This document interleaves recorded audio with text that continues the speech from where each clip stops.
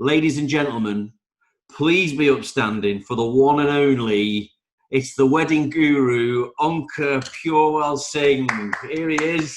Thank you. How you doing, my mate? I'm good, mate. I'm good. Thank you very much for the thanks for the introduction, mate. The wedding guru, crazy. Yeah. Hey, I bet you don't get that said to you very often. I bet you say it to everyone else, though. Well, what that I say? Oh, look, do you know who I am? Start clapping.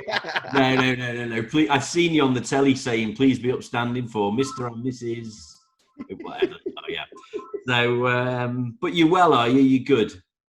I'm good, mate. Is you could tell by my hair, like, it has been the craziest probably 4 months of my life. Yeah. Probably business, my career-wise, it's just the craziest. I've never felt anything like it, mate. My body's literally aching now. I'm like, Yeah. Well, I know. I mean, for anyone listening or watching, we've sort of known each other for quite a while through the various networks that we're involved in business-wise, and obviously you're quite an active member or have been in our Not Another Business group. But I was keen to get you on, not least because obviously you're a superstar celebrity now, and it's always nice to have the celebrity endorsement. But I know you've got a really interesting story as well, and I've loved watching The Wedding Guru. For anyone else, I'm sure they've seen you on the iPlayer or BBC. So series 2 now. So yeah, and then with lockdown, with the shop, with the wedding guru, with the hotel. Good God, man, how do you do it? How do you do it all? Oh, I don't know. That's a good question, mate. To be honest with you, I don't know. God, it depends who's like. So in terms of like an audience, it depends. It's probably systems. That's one of the things. But I know that a lot of people's systems have been just blown out the window. Yeah. So it's just making. It sounds really crazy, mate, but this whole pandemic thing is like it was designed for me. It sounds really weird. I said that to my missus like several weeks ago. I said everyone's going like that, and it's like, have I been waiting for all this my life? Like from a business career wise, that's in context. Of course. In terms of human beings and everything, we should understand that's completely separate. So I don't. Everyone should understand that. But you've been knowing each other for quite a few years, Ad. I'm a bit like that, and I can't stay straight, and I'm like that. And because the whole world was going like that, everyone's like, "What do we do?" I'm like, "Fuck yeah!" Yeah, I'm ready. I've been preparing for this my whole life. Let's go. Yeah, do you know what I mean? It's like a Rocky Balboa saying. It was like a Rocky Balboa. It was like I've been training for all this my life. I never knew what it was. No. But yeah, there's some parts of the business is destroyed. To be honest with you, the wedding venue part and the weddings gone for now. Yeah, like the hotel side, my brother runs that side, so the business. I don't have much say in it now over the years, and that's just because he runs that. But I've been helping him in the background and stuff, and it's just the grant and everything, all that kind of is helped. Furlough has helped.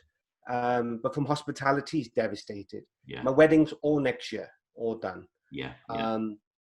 And that's all till next year. And people are not going to realize that you can't fit in the same amount. Our production line is one a day. So we got the existing customers next year, and then we may have an extra, 15-20% on top, because everyone wants to go next year. But the new customers who want it next year, I can't do the prime dates. Yeah. So we have lost revenue in terms of that.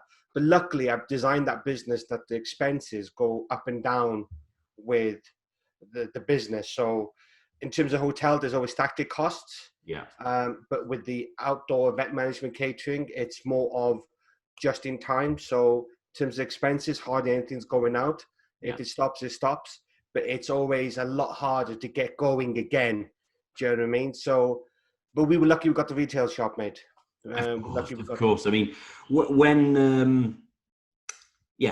all this broke, I noticed, of course, your profile for me rose massively because while everyone else was in complete meltdown panic, you were very serious about how you were going to structure it. But it is even like the social distancing measuring. I remember seeing a video of you putting tape on your floor in the shop like a month before Tesco or Asda did it. Yeah. You know, so you were there. But what I really loved, and I think, and I know I've said it to you before, but was the way that you've brought that local community together through your shop in Brinner. You know, what you've done is you must and should be very proud of what you've achieved there, you and your family. Because, look, if I'm ever in that part of the world, mate, I ain't going anywhere other than Topshop. Because it looks like an absolute, like you've got friends that come in as customers, you've got, if you know, the family dynamic, and the whole street there, probably the whole town, you know, look to you to lift them up a little bit. You've had street parties. So, you know, was that really important to you when it was all happening, that you wanted to be more than just the shopkeeper and be a bit of a community anchor for people? I said anchor. Yeah, I know what you mean. Yeah, I was like, oh, an Onkar. Yeah.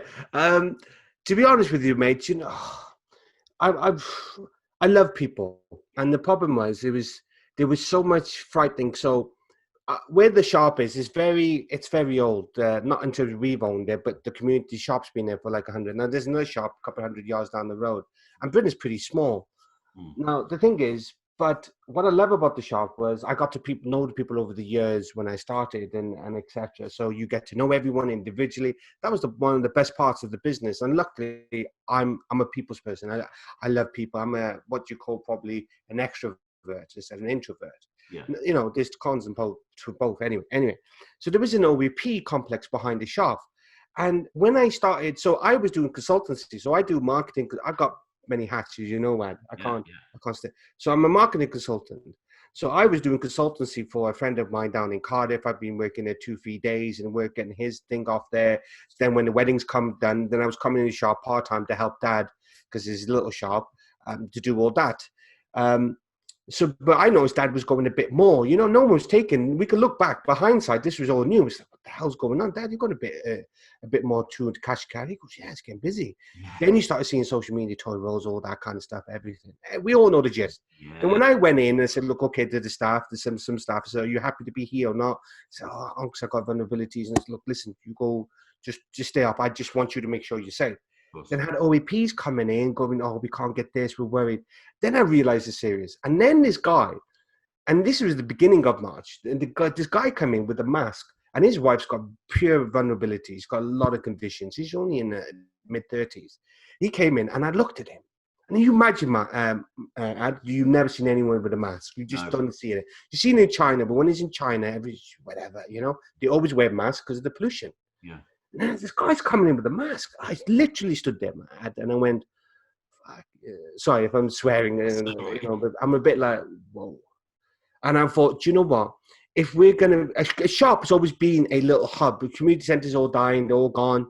And it came, and I just thought, look, listen, you know, in order for a business to integrate within the community, you either step back and let it, what's the words? You have to lead. If you're a business, I've always believed that if you are an entrepreneur, you have to lead. But that's not just about leading, making money. You have to lead in terms of your customers. You have to lead in terms of your employees. I've always want to be in the forefront of it. That's why. If I was a general in the thing, I always like to keep layman terms. You know, it's not the best strategic move. I know I have to stand back. But sometimes in order to get everyone all engaged in the same thing, you have to go and lead, you know, to follow that. And so I started putting all those things in place as quick as I can based on one person. And then you realize, so like in business, if you just, you know, your ideal customer and you came through, and I wanted to make safe for Dad as well, divert it slightly. I wanted to make it safe for Dad, but then I had to ban him for a couple of weeks, and that was eventful. Stress of that. And but I wanted to try to look, how can we mitigate? You know, I've done health and safety risk before and all that. How can we mitigate what this thing was? So we were told 2 meters, and I had, to be honest with you, I didn't think a lot of the, like, there's this woman who's the manager, and she was home. She's the one who, look, listen, you go home before you furlough. Before furlough came in. And she was helping me in the background. And so it's really important. That lesson taught me that you cannot be everything. No. You can't. It's just insane. So anyway, so did all that, put all those places and things. in line with that one person, so that everyone else then was done. And then I started seeing on Facebook, it's just fear. And then I thought, well, how do I get the message across about a one-way system? You know, no, before the supermarkets are done, or everyone's used to it now, everyone knows, you know. But before, how do I communicate? The only best way was video. Yeah. And then I jumped onto TikTok. Yes, yes. Well, I'm laughing because it was a great way to get the message across. But rather than just go on TikTok or a social media platform and go, we've got a 2-meter system in place, it'll be really safe. You turn up with bloody singing and dancing and being pushed through the cash and carry on a cart. And, the cash and carries. Right. And letting all your customers know and letting the rest of the world know as well. We've got barbecue stuff. We've got all the toilet rolls. We've got all the pasta. We've got all the beer. Don't worry. I did the toilet roll with the one. I stood on top of the trolley, and then I was getting pushed, and then I was just going, look, I was holding a can of Carling, and there was a rolling. Oh, mate, I've had, to be honest with you, it sounds really bad. I don't want to say it to everyone. I was like, because I've been through when I've been slumped, and there was either the cry or laugh. Yeah. I was going 4 o'clock in the morning, and I was doing that for literally probably 4 o'clock in the morning, when finishing until I got home till 10 o'clock in the night. Yeah. And literally we were doing that, me and my cousin, probably about 45 days in a row. Yeah. But the energy was just adrenaline.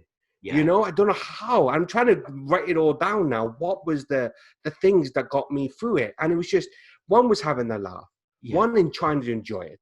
And was that I was doing more than my business. I was not just making, I was providing something more than myself. Yeah.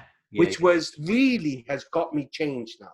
Yeah, you good. know, I was trying to it wasn't just the food and the toilet roll and everything, or whatever product you sell has to mean more than what it means, if that makes sense. Yeah. That sounds really weird.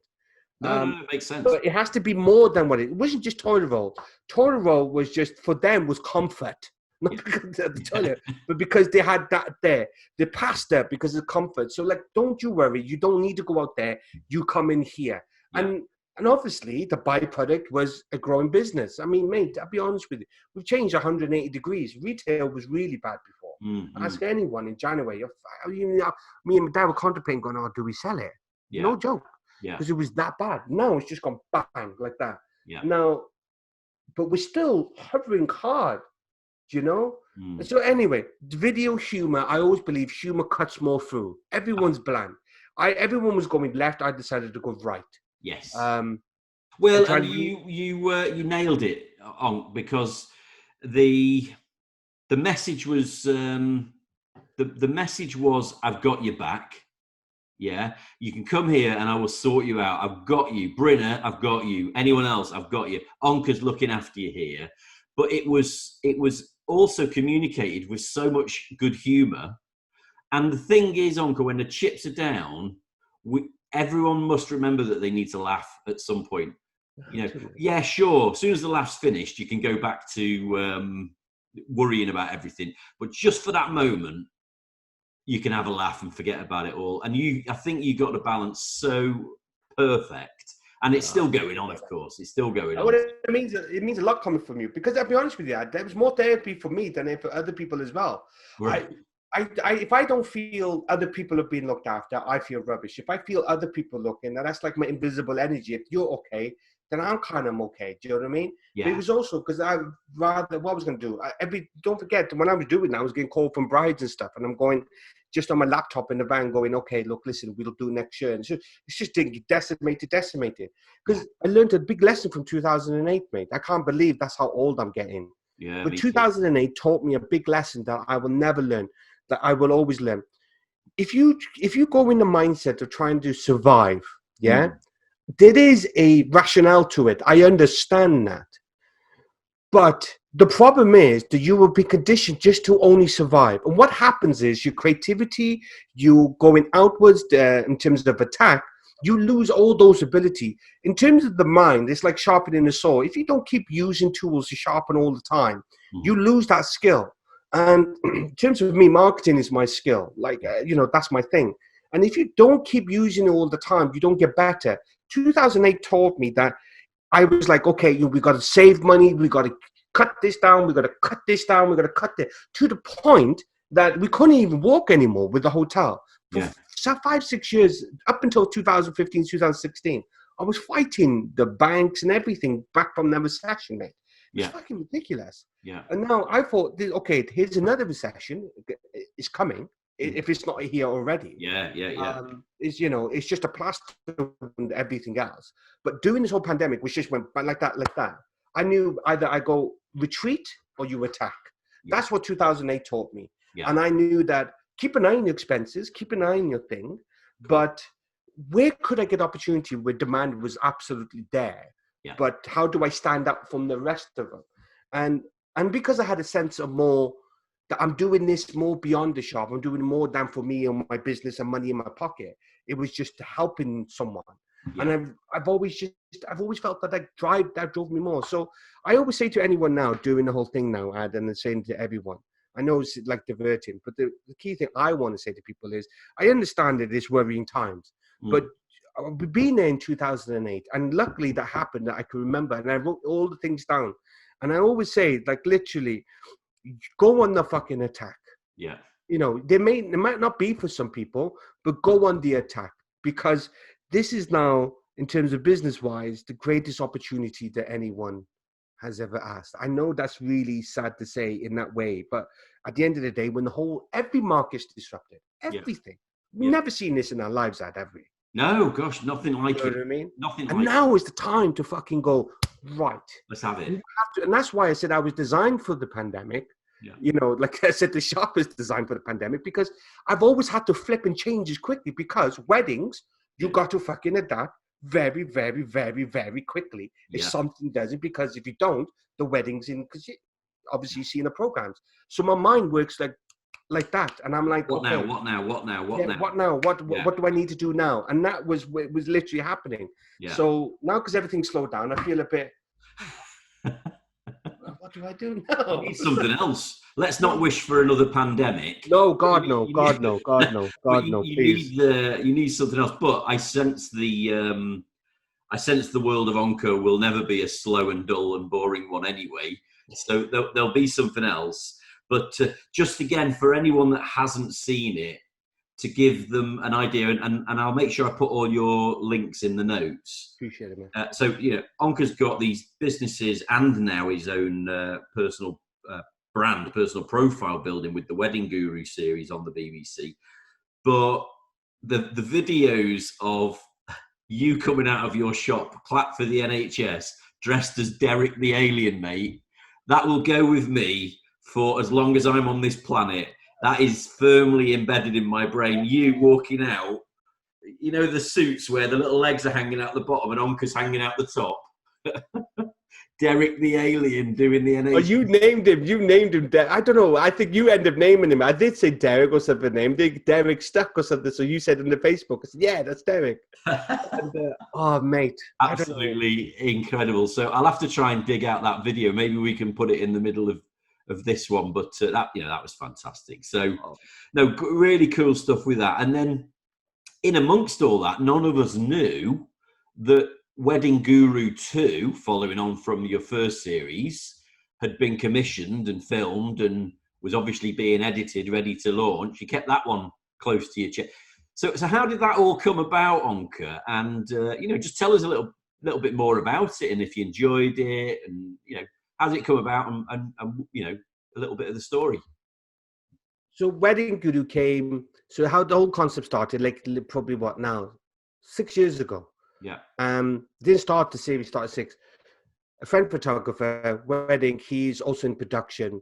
Said, told his production colleague, listen, the production TVs always have to come with concepts, and they sell it to ITV, Channel 4, BBC, etc.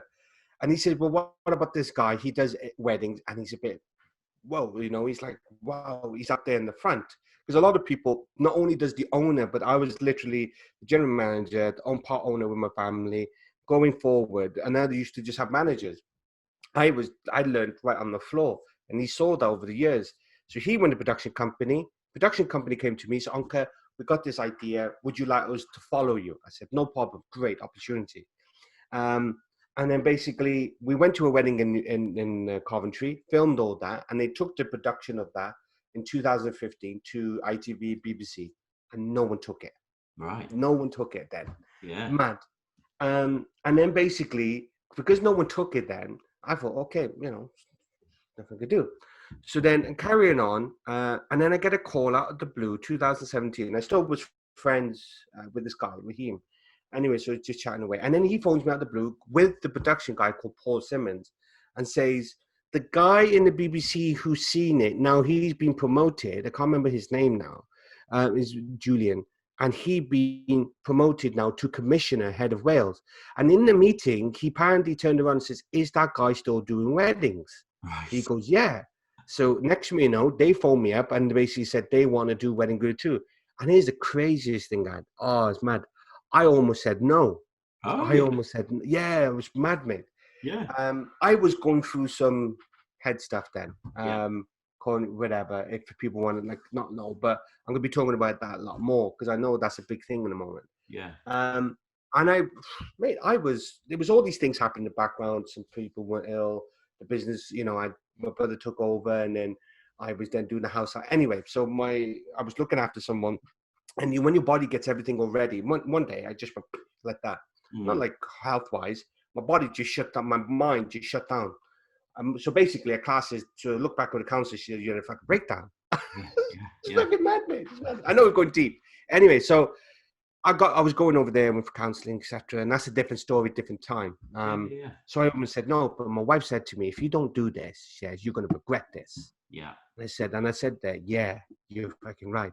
So I did it, but in Wedding Guru 1, you'll see me that I know it sounds really deep. I'm not going into about mental health, and I think it's important for entrepreneurs to understand that it applies to every human being, because there's a lot of entrepreneurs now who are going through it and realize that why the half their business is not working is because I personally believe because your headspace is not in the right thing, and it's more than just reading a book or trying to go to lessons. But again, I'll talk to you separately about that. Yeah.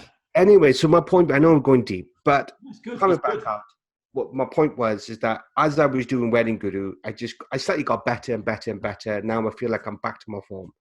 And that's where it happened. Then Wedding Guru 2 is a bonus. So Series 1 came up between 2017, 2018. Yeah. It went Wales local. So that meant there. Undercover, 9 o'clock, 10 o'clock in the night.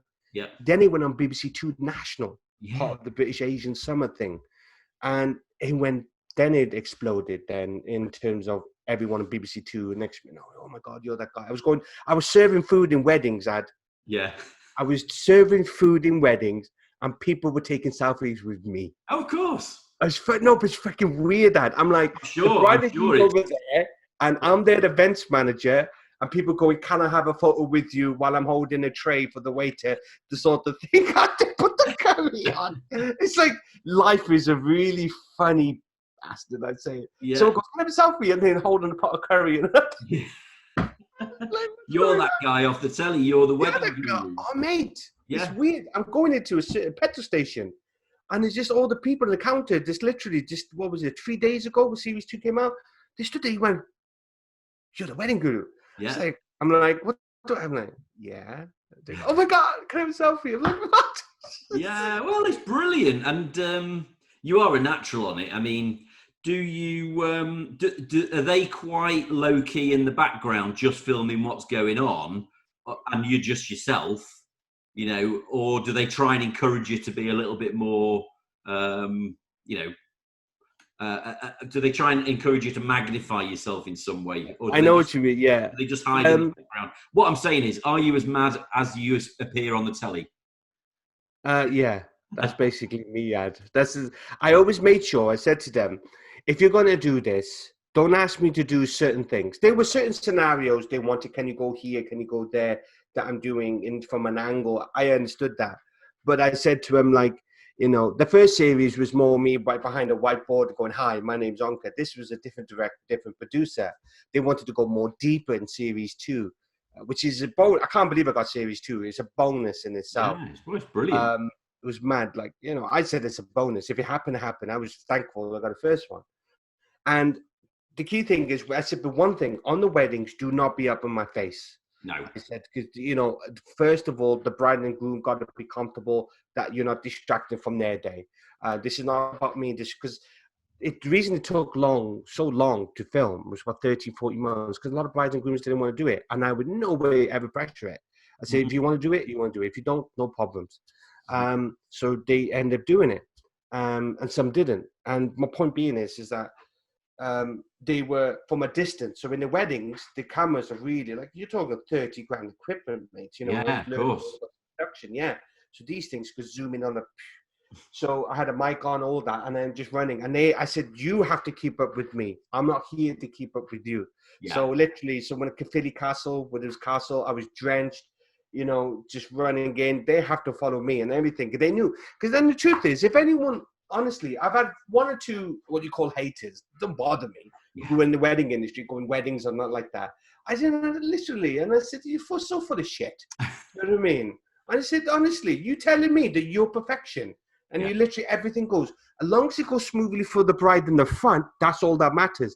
There's always things in the back, traffic jam, bloody tire burst, or someone's dropped the bloody crockery and we're missing a set of knives and forks. Do you know what I mean? So I said to them, and they go, I said, anyway, so you get all that.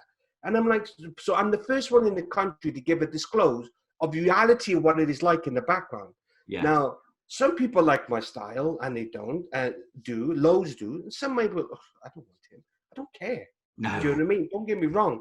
But my difference is what they saw was the passion in the front. So the camera people, I said to them, the production, you will get what you get.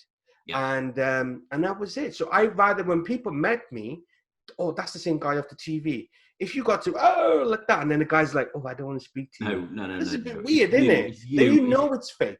Yeah. So, and that's why I asked the question about, are you the same person as you are on? I knew the answer was, yeah, of course you are. I absolutely knew that, because I've seen Derek the Alien. You know what I mean? I know exactly what's going on. But I guess the directors do sometimes have to ask you, what's going on here, or can you just go and do that? But actually, like you say, I would imagine when a wedding event or any kind of event is going on, it's got to be so reactive sometimes. Of course, planned, thought through, strategized. But you said it before about, in the battle, and I know you've used the analogy about we're in the eye of the storm at the moment. But of course, when you're in battle, there's no point looking at the plan when someone's firing bullets at you. That's it. When someone's firing bullets at you, there's only one thing to do. Get out the way of the bullets and fire some back if necessary. You told me. And that's clearly, your skill. Because I'm sure you get a bit stressed. But actually, the thing is, Onkar, let's be honest, you kind of love that, because you wouldn't go back for more if you didn't, would you?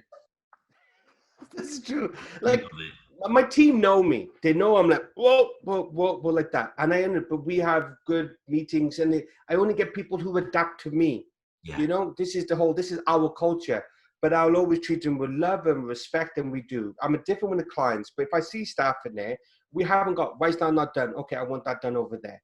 Yeah. Now, that doesn't mean that I don't care or love my staff or anything. I'll treat them with pure respect, If I'm going to berate someone or something, tell them off, I will always do it in the side door, never in front of everyone, because everyone's a human being.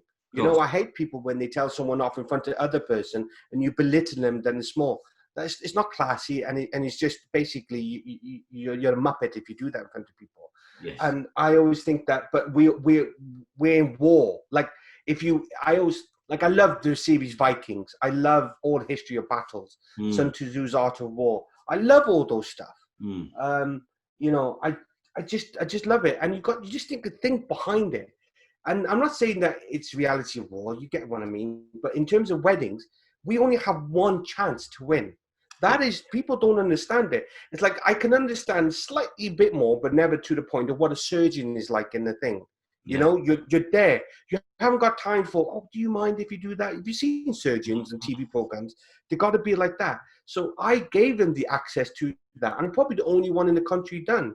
Yeah. But it's, fingers crossed, it's paid off in terms of my brand, big time. I think it's been, I hope it continues to be brilliant for you, because you're very genuine. What comes across to me, and I'm sure the viewers, is that you put your customer at the front. They are the number one priority. You know, the only reason your sole objective, I believe, is to make that day as perfect as possible for them, because, you know, I'm sure, I think you said you've got a wife and a family. I've got a wife and a family. You have that one day, whatever happens is whatever happens, and it's what you'll remember forever. But it comes across that you get a great relationship with them. You've got their absolute enjoyment of the event as your number one priority, and your personality just shines through. You know, it's obvious that you care and you enjoy it. So, you know, I'm sure people will see that and will want to talk to you more and more about that. I mean, because you've effectively got, you know, 3, 4, 5 business interests. Which is the one that you get the most enjoyment and passion out of, or does it not work like that for you? It has to be all of them. That's a really good question, mate. Like, which one do we get a passion out of? I think if you come fundamentally, it's if I'm dealing with people. I keep saying it. I love my marketing side, so I get the passion of something growing. You know what I got in my head. If I could apply it, oh yeah, let's do that. Then when I'm in a shop, sometimes in the counter, speaking to people, how you doing and all that, I like that. Then I like the part where I'm sitting down and thinking big, you know, like, oh yeah, let's go. If behind this wall here, there's so many post-its. Yeah. And it's like, oh my God, you know, because there's new opportunities opening up now. You know, I'm starting an online retail store now. So we're going to call it well, I got feedback now. I'm probably going to call it daveandonker.com. So we're going to do local deliveries to the houses within 60 to 90 minutes. Oh, brilliant. So I've done it with Develop, and we're trying it. But here's the thing, you see, I've always been, I had so many ideas. I'm going to try it. Because the thing is, Zad, yeah, it's kind of like, I love the thrill of making things. Yes. I was saying on the radio yesterday to someone, I said, the truth is really, I reckon, I'm an entrepreneur and businessman. I get that. But I said, I'm also an artist. That's what I believe I am. Yes. If I wasn't going to be, my teacher said to me, you either be a businessman or you're going to be an actor. And he was spot on the money in there. So over the years, I thought I could only be one or the other. So fuck it, I'm going to be more. Now I'm going to push for more media. I want to go, and I love presenting because I was on the BBC Wales version of the One Show called The Yes, fantastic. And you've got Carol Vorderman as a big super fan of yours as well now. She knows me, mate. Yeah. I was sitting with my wife. You know what she said to me? She goes, "Would you ever think that the lady from Countdown will call you our Onkar?" I went, what? Our Onkar, exactly. Our Onkar. And I'm sitting there going, well, that's the thing, you see. Reality beats fiction. Yeah. Dreams. Like, I never dreamed, like, oh my God, I want to be with Carol Vorderman. I never done. But she is like when you read her stories, it's amazing what she's done. Yes. And the thing is, I thought, why can't I have both? You know, when you can have it all. I'm sure you can have it all. And you should definitely pursue that because you're natural. You know, I live in Wales as well, actually. I don't know if you knew that. I'm up in North Wales. I know you're down in South Wales. I thought you were like, so you're Welsh then? Well, I was born in Liverpool, hence my sporting allegiances. But I've always lived in Wales. You're Welsh and you're Liverpoolian. Mate, that's why we're kindred souls. Exactly. We're brothers, really. That's it. We look similar. Let me just take the hair off. Brothers from mothers. I didn't mean that. So, but yeah. So I get the what was it called? Staying indoors, or that's the one. Yeah. So indoors with Carol Vorderman, and then you popped up on there doing your guest pieces. One about bingo. One about what was the first one? So the one was about the shop. So they picked up about me dressing as an alien and all that. So they've done that. And then then we did about takeaways because my dad and me, we got a chip shop up in Chiorki. Of course. Got that. And then we talked about hotels. So about the hospitality industry. And then the last one was about street bingo. Street bingo that you got sacked for. They wouldn't let you do the bingo in the end. I know, I got sacked, mate. I tried to know the numbers and it was like, legs or something. Do you know what I mean? And then this guy Manson was down there shouting. I said, you know what? You just piss off and you just come up in here and you do it. You know, I can't be good at everything. You are a natural, and I'm not just blowing hot air, Onkar. You are a natural. I had an opportunity a while ago to do a little bit of TV. Now, my pilot never made it to the screen. There's a longer story in there that I might bore you with one day. But what I found was that when they did the screen tests, I was fine. As soon as they put the camera on me and said, right, we're live, let's do this thing, for some reason, I changed a little bit. Now, I reckon with a bit more practice, I'd have got better at it. But you're incredibly natural. Just comes, you're just yourself, aren't you? You know, so you should pursue more of that, because I think you'd really enjoy it, and I think people will love watching you. And going back to what you said about why can't I have it all? Well, you know it. There's no reason. You can have whatever you want. You just got to chase it and attack. That's the word that we used, wasn't it? And and that's the thing, is attack the right things. I used to be. I remember, you probably know the Quaintance. He's right about this. Obviously, Nigel Butler, and he said to me once, and he said it to her, and I said, "Oh, you know, you can't, you know." Like, so what he said was, just because you can do it doesn't mean you should. I never understood that then. Yeah. But I get it now. But also when people say you can't eat your cake and eat it, and then I've said, I actually have as well. So the question is about. Remember, I did a post in the group. And I made this statement. I was so tired, but I like to write sometimes. It gets all my shit out. Because I'm doing a blog as well soon. And I wrote about it. I write letters to life. So what I do is so I write to life. So I ask a question to life. And my fingers come back with a reply from life. Yes. And I'm going to post it soon. So I says letters to life and my blog and little videos and stuff. So I do that. Anyway, so I started doing that and I put the post. And I said about flow. And I realized a big thing about flow, yeah? So I said to her, if you're in the flow, don't interrupt it, don't fuck with it, just go with it. If you're already in terms of your adaptable skills, so what that means is just because you think you can do it, done. So I love web designing. Problem was, I used to get sucked in.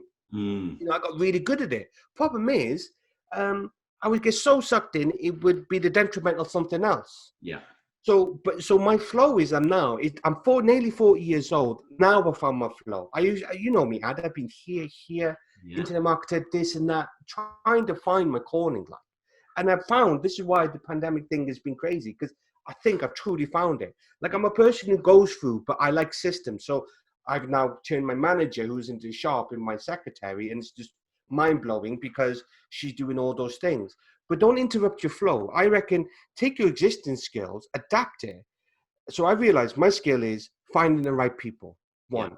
2 is communicating that out. And 3, where by doing such something, the one thing, the book, you remember the book? Yes. A brilliant book called The One Thing. I always have that on my wall. What's the one such thing that you could do by such doing it that everything else would be obsolete? Yeah, okay, yeah. So what is it, the one thing that I could do that can make an impact?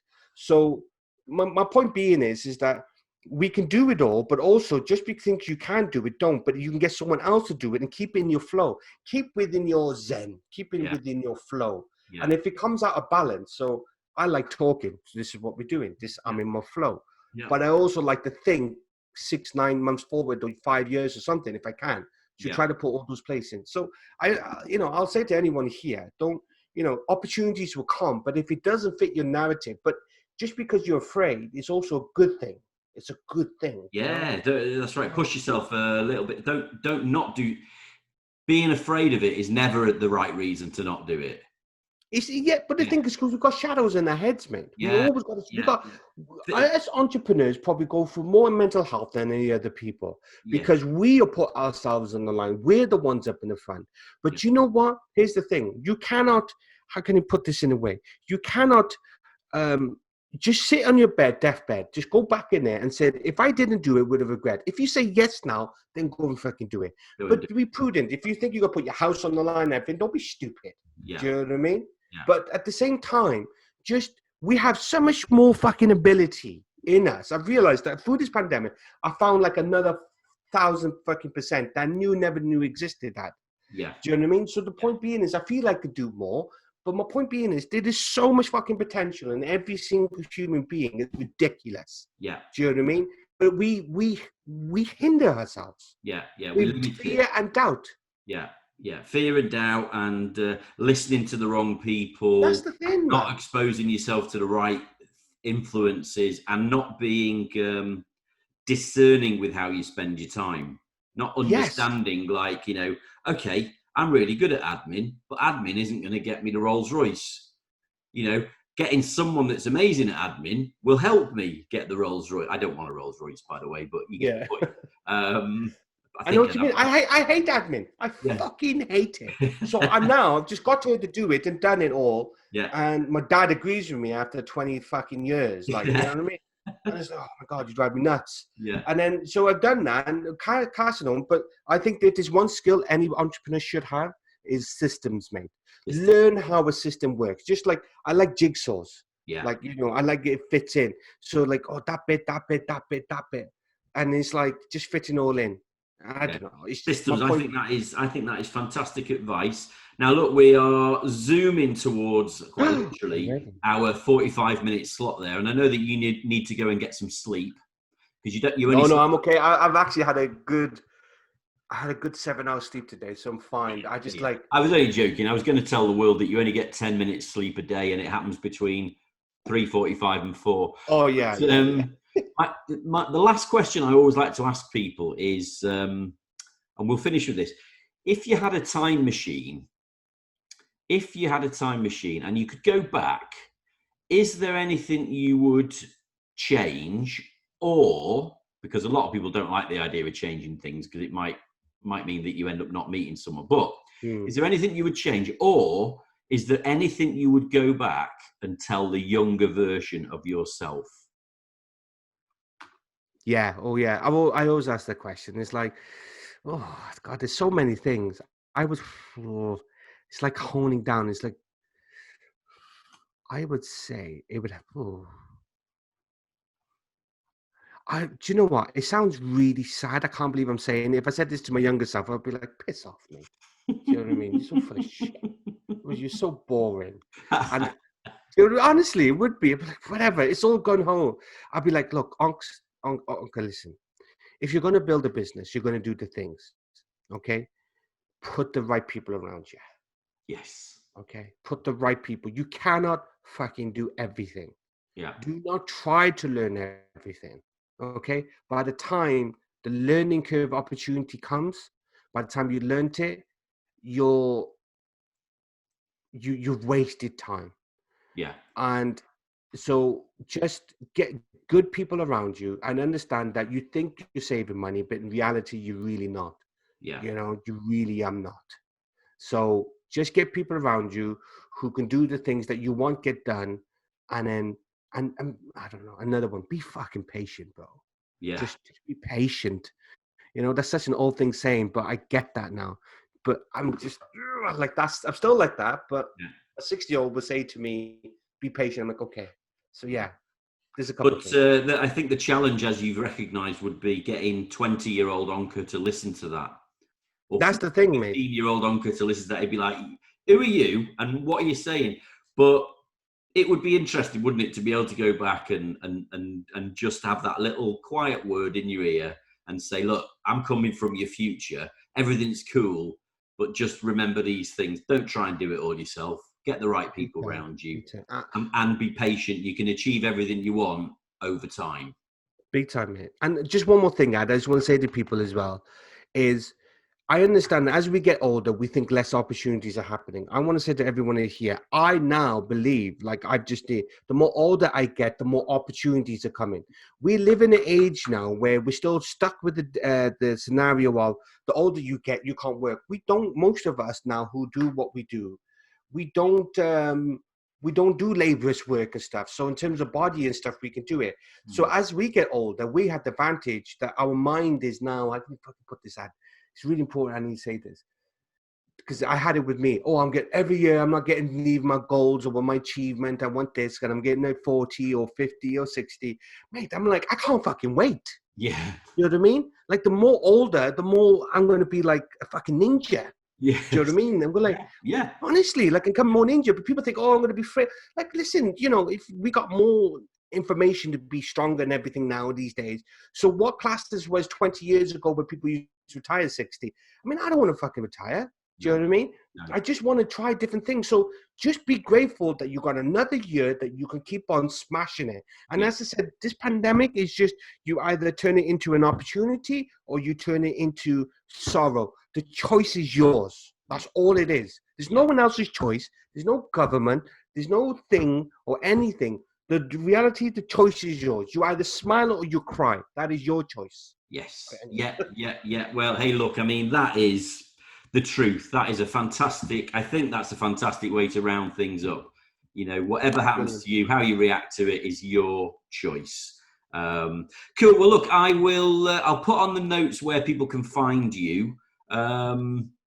I'll share your social media profiles, probably Instagram, Facebook. You've got a website. Is the Wedding Guru your website, or? Yeah, no, that's just doing my social medias. All the websites media, a bit like, and they can drop you a line, follow you on Facebook, watch more of your TikTok madness, which is absolutely amazing. But look, mate, I really appreciate you sparing a bit of time for me, because I know you're busy running all your businesses and fending off the horde of fans. So, I'm coming, people. I'm coming. Don't do it. But look, mate, the pleasure was mine, mate. The honor was mine. I got a lot of respect for you, mate. You're one of the soundest, most knowledgeable business people and friends that I know. So anyone who's listened to these videos, just keep on watching, listen to Ad. He won't steer you wrong, honestly. It's an honor, Ad. The check's in the post. I'll make sure that you get the money by tomorrow morning. Thanks for being so kind. That's genuine, though. That's genuine. I will bid you farewell and wish you all the best, and we'll speak very soon.